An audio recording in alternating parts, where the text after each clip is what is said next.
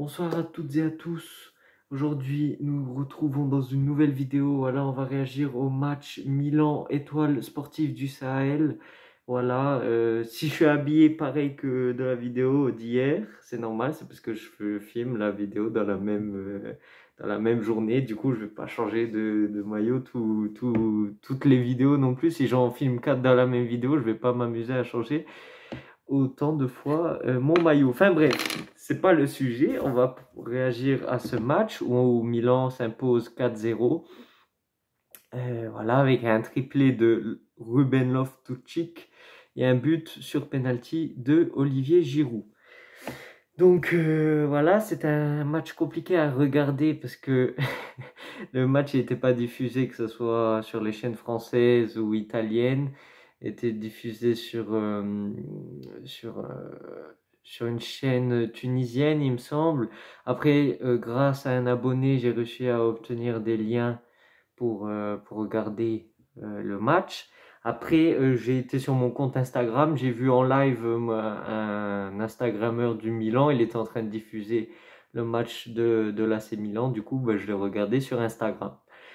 Donc voilà, j'ai loupé les 15 premières minutes parce que je trouvais pas comment trouver le match. Déjà, le match, je croyais qu'il était à 15h et en fait, il était à 18h. J'ai inversé avec le match de demain contre le Novara, il me semble. Du coup, voilà, on réagira aussi demain à ce match. Du coup, premier but qui vient de l'action de Pulisic sur le côté droit. Du coup, Pulisic qui commence à prendre ses aises sur le côté droit. Voilà, il déborde sur l'aile droite, il centre et Ruben Loftus-Cheek marque un but de demi-volée à peu près. Enfin, c'était à ras du sol. Enfin, bref, en tout cas, c'était bien joué de sa part. Toujours à l'entrée de la surface de réparation.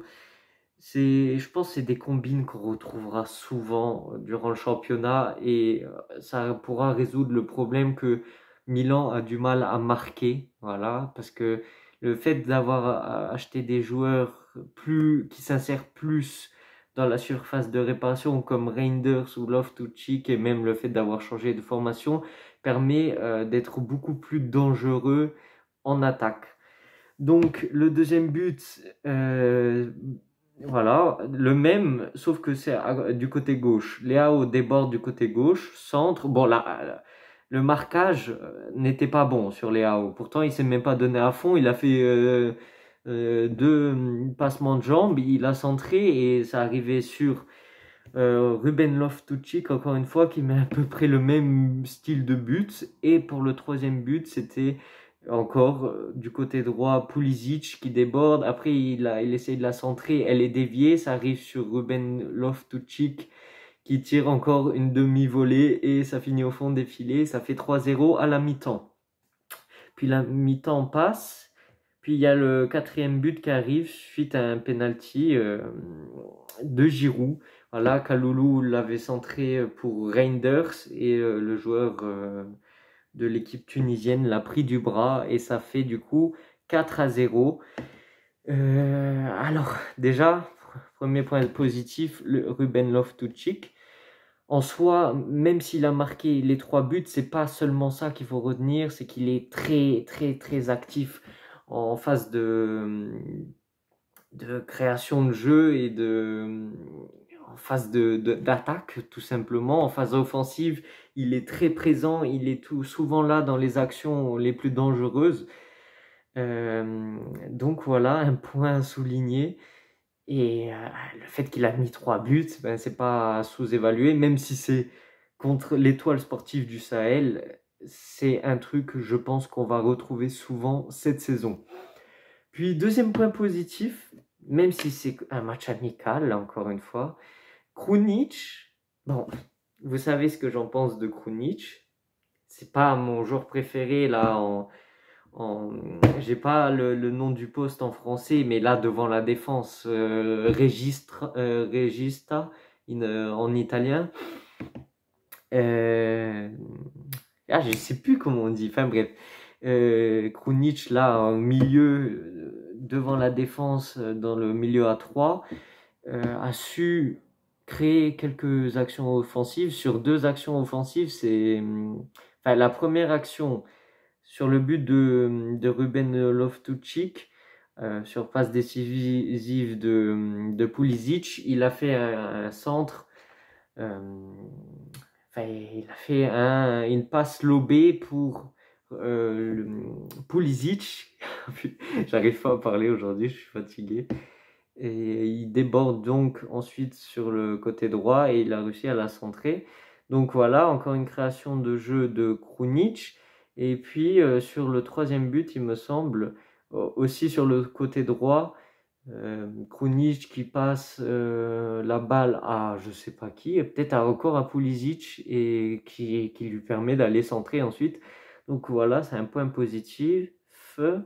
Euh, la défense, bon, c'est normal qu'on se prend pas de but contre eux. Après, c'est pas à sous-évaluer parce que contre le Trento, même si c'était pas l'équipe titulaire, on a perdu 1-0 et on s'est souvent pris des buts, même contre des petites équipes. Donc voilà, c'est pas à sous-évaluer. Et sinon, penalty de Giroud très très très bien tiré. Voilà, après dans l'ensemble, il n'y a rien à dire. Une petite parenthèse, je ne sais pas si vous suivez beaucoup les matchs d'autres petits clubs en Serie A, mais comme il y a 2 semaines, il y a Retegui qui est arrivé à Genoa, je me suis intéressé à ce joueur parce que c'est un joueur de l'équipe nationale d'Italie et il commençait à bien m'apprécier. Voilà, le peu de fois où Mancini l'a mis titulaire, c'était contre Malte, il avait mis un but aussi et, durant les phases de qualification à l'Euro, pour le prochain Euro. Et là, Retegui, je ne sais pas si vous avez vu, allez voir les matchs de Genoa contre Modena, du coup, voilà.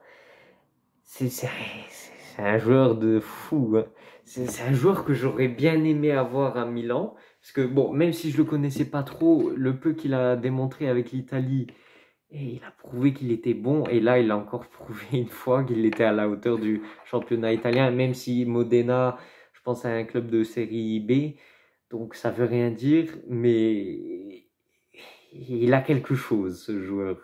Un joueur de 24 ans qu'on a été chercher en Argentine, enfin qu'on a été, quand je dis ça, parle de l'équipe nationale de l'Italie, et, euh, et il a mis des buts, 2 buts très très très beaux, mais à un moment il a fait une aile de pigeon que le gardien a arrêté, mais était incroyable.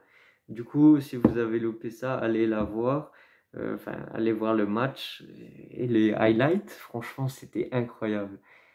J'aurais bien aimé l'avoir comme joueur là, en doublure de Giroud, il aurait bien fait le taf. Après, j'ai été et voir, vérifier combien aurait coûté le transfert de Retegui au Genoa et le salaire et le montant du transfert n'a pas été diffusé.